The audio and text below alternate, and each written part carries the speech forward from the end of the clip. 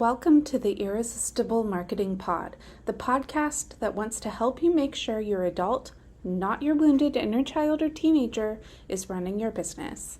I'm your host, Isa Gauchi, your marketing confidence cheerleader and owner of the Isa Messaging digital marketing agency for small business baddies such as yourself. This month, the squad voted to do a deep dive into messaging and positioning as our topic of the month. But when I went to prepare our monthly masterclass, I had a hard time staying on topic because I knew the problem was not that the baddies of the squad weren't standing out from the competition. They literally have no competition. Each one of those personal brands is unique and fabulous AF. The problem, as I saw it, was that when they sat down to do their marketing, they were accidentally crafting it as though in response to their biggest critics. And we gotta knock that shit off. Let's talk about it. So, to their credit, they're in the squad, ensuring that they are taking regular vibe checks of their marketing, which is so important. Because we often say more than we mean to in our marketing, like where we hold the most self-doubt. And it is really hard to get customers to feel safe investing in you when you yourself don't feel safe. So, my question to you to think about is your insecurity sneaking into your copywriting? Because when I review marketing copy, which I get paid to do a lot, I can often tell what the author is afraid of. For instance, that the customer will think that offer is too expensive, that people won't recognize their work as valuable, that their offer isn't enticing enough on its own, so they have to throw in a ton of freebies and discounts to get anyone to buy. Beggars can't be choosers regarding who to work with and the scope of work, that their business ain't never gonna make it off that struggle bus. That's right. The writing itself betrays these fears. Don't get me wrong, I've wrestled with the very same fears myself, so I'm not judging. But I also know that this is not the marketing energy that sells. It's like how everyone thinks about that thing you ask them not to think about. Seriously, let's try it right now. Don't think about the adorable baby hippo. Are you thinking about the adorable baby hippo? Of course you are. You're welcome. Anyway, so if your marketing is subconsciously shrieking, "Don't worry about the price," the recipient might reasonably wonder, should I worry about the price? Whereas if the marketing conveys a sense of ease, confidence, warmth, and welcome, it feels like a much less loaded invitation to accept. So, back to how I can tell the author's fears from their writing alone. I can tell in a few technical ways. Like, their marketing copy is long and has the distinct flavor of over-explanation. Related, the tone is hesitant and appeasing, as though the fond trauma response wrote it. Boundaries are blurred or absent, and you really have to hunt to find what the seller needs in exchange for their work, like price, scope limitations, timeline, who the offer is best suited for, etc., etc. And this is a big one. The copy seems far more focused on dissuading doubt than it is on building hope. So why do we do this?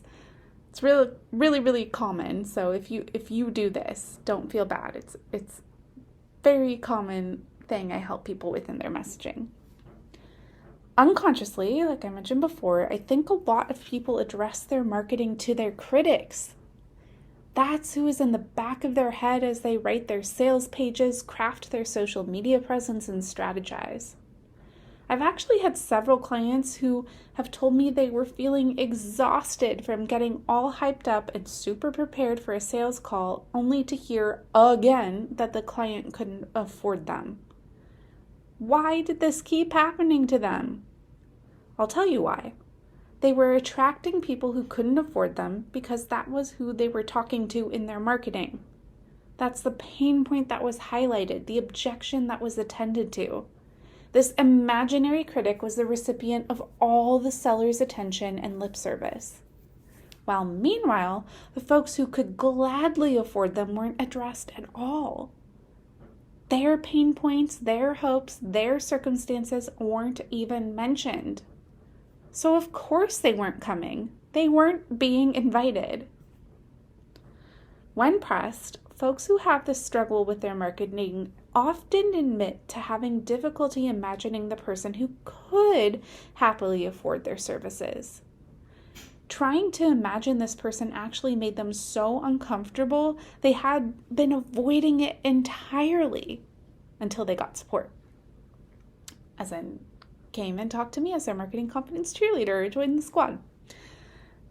Okay, but why did it make them so uncomfortable to picture the person who could actually happily afford and fork over that money in exchange for the amazing services they would receive in return?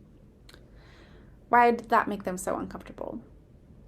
Well, because they feared the person who could happily pay for their services didn't actually exist. And that fear was blocking them and their marketing. They were in a gotta see it to believe it mentality, and they hadn't seen it yet, it being happy high-ticket customers. So their marketing and sales were at an impasse until I taught them a magic trick. This is where we get to start bending reality. We have to actually, in order to be good entrepreneurs. Here's the magic trick. Believe first, then see the tangible proof. Here is why. If you need a customer to validate your faith in your business, you are assigning them quite a bit of emotional labor they have not consented to. And if you, the seller, aren't grounded in your faith in the value of your own work, why on earth would a customer want to risk investment? Also, your people need an invitation to come over. You're going to have a hard time crafting your marketing as an invitation to people you don't believe even exist. So what really helps here, more than adding another marketing channel, another copywriting tip, another business class, another template, another tactic, is belief building. That's what's going to help. Practicing, visualizing your fuck yes, take my money now client who is ready and willing to pay and is happy to do it because they are so hyped to receive your offer. This requires that you decide to suspend your disbelief, take intentional risks in service of rewards you really care about and really want, that you work to expand your capacity to handle and learn from failure without it shutting you down, because often it takes a bit of practice for it to work, or a lot of practice actually.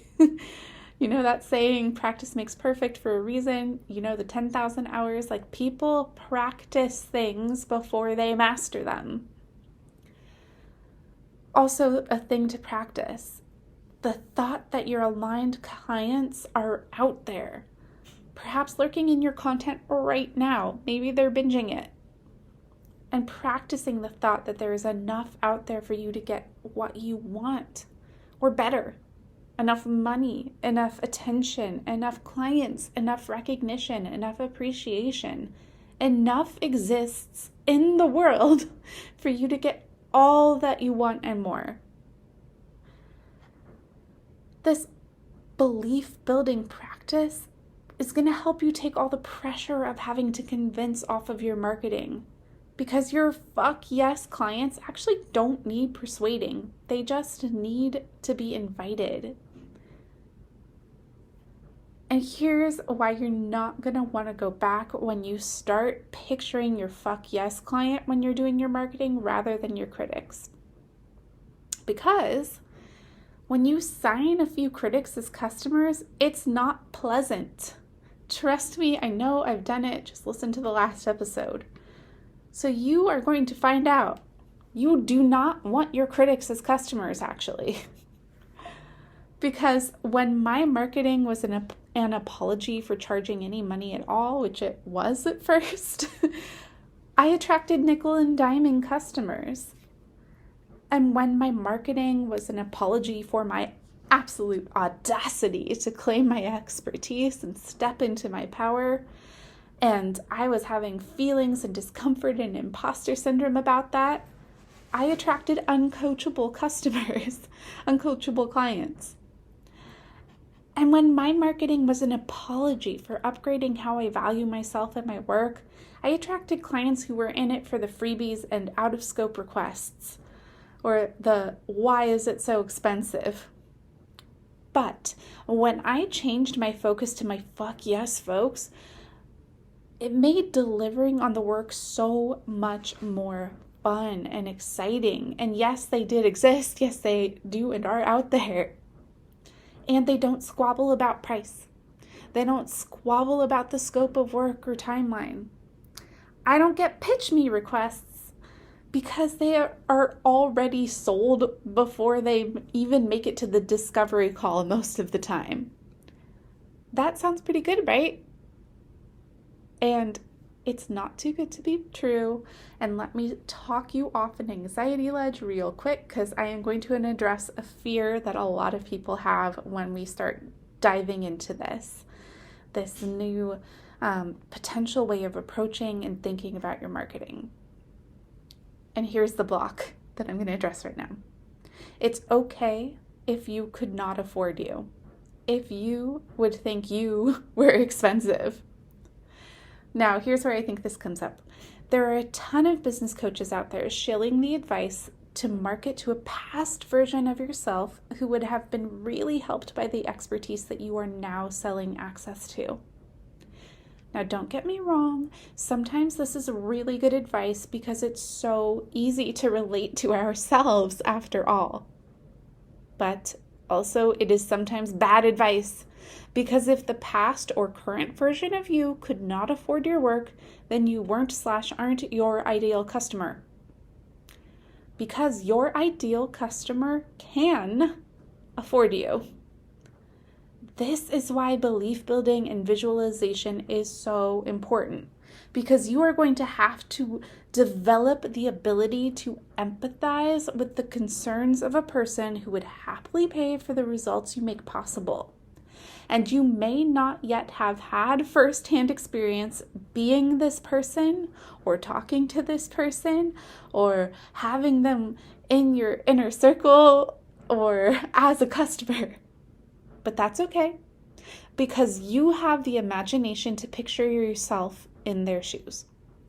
You have access to networks that can connect you with such people so you can get to know them better. You have a brilliant brain and research skills and the creativity to find media to consume that will help you better understand this person. And here's why this is such an important concept for your marketing. Your biggest struggle right now may not be theirs. And so if you are writing to your biggest struggle in your marketing, you're not attracting them. But when you write to their biggest struggle, oh boy, you're about to sign way more aligned clients. Number 2, you don't have to have solved your biggest struggles to be able to help with what you help with. You don't yet have their level of financial resources, but they don't possess your skill set. These two things can exist at the same time. And that truth can knock your imposter syndrome right out of the park. Because you don't have to have it all figured out to sell what you do have figured out. And when you sell what you do have figured out, you're going to help a lot of cool people. And zip, bang, boom. When you adopt thoughts like this, that with practice become beliefs, your marketing gets a whole lot easier. So, if you've been thinking about a critical parent or ex, a skeptical friend, or the boss that fired you way back when and told you didn't have it, you can stop now. None of those people will ever be your customer, thank God. so you do not have to convince them of anything. They can think whatever they want, not your concern. The only person you need to convince that your work is valuable is you, yourself. Because there are so many people ready, willing, happy to recognize how much you are offering with your offer once you invite them in, once you give them a chance to see it, who will be ecstatic to receive such an invitation. This is who to picture, who to write to when crafting your marketing. All right. If you want a massive helping of positive reinforcement and support whilst crafting super effective marketing, come join the squad, my crew of excellently eccentric entrepreneurs, hyping each other up, celebrating our heart-centered businesses, and tapping me as their on-call marketing director and captain of their cheer squad whenever they need to. And if you're listening to this episode before Friday, July 19th, you can actually come check us out for free, because I have a really cool collab happening with the Burnout Fairy herself, the Micah Weingarten. We're offering a breathwork / marketing confidence cheerleading session to the squad and all of you. The link to register for free is in the show notes, as well as all my links for how to follow me in all the places. All right, so that is it for today's episode. Thank you so much for listening. Make sure to drop me some stars and a nice review because A, it makes me smile, B, it helps to convince the algorithm gods to show this show to more people, and C, I want more people to have access to this rad-free resource. Thanks again, lots of love, and bye for now.